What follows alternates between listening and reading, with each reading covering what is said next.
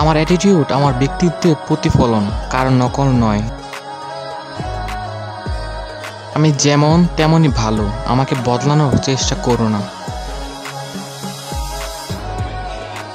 আমার নীরবতা আমার শক্তির পরিচয়। নিখুঁত নই, তবে অসাধারণ। আমার জীবনে ড্রামা নেই, শুধু অগ্রগতি আছে। আমি হার মানতে শিখিনি, হয় জিতি না হয় শিখি। কারো সমালোচনা আমাকে দুর্বল করে না, আরো শক্তিশালী করে তোলে। আমি আমার জন্য অনুপ্রেরণা। আমার ব্যবহার হয়তো সবার পছন্দ নাও হতে পারে, কিন্তু আমি এমনই। আমার মুখের হাসিটা আমার অস্ত্র, আর নীরবতা আমার ঢাল। ভুল থেকে শিখি, কিন্তু অনুশোচনা করি না।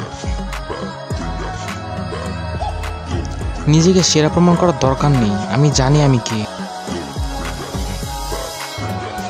আমার জীবন আমার নিয়ম, তুমি শুধু দর্শক। যারা আমাকে ঘৃণা করে তাদের জন্য আমার কাছে সময় নেই। নিজের যোগ্যতা নিয়ে প্রশ্ন করার আগে আমার ক্ষমতা নিয়ে ভাবো। আমি ব্যতিক্রম, আমি আমার মতোই। আমি আমার জন্য অনুপ্রেরণা।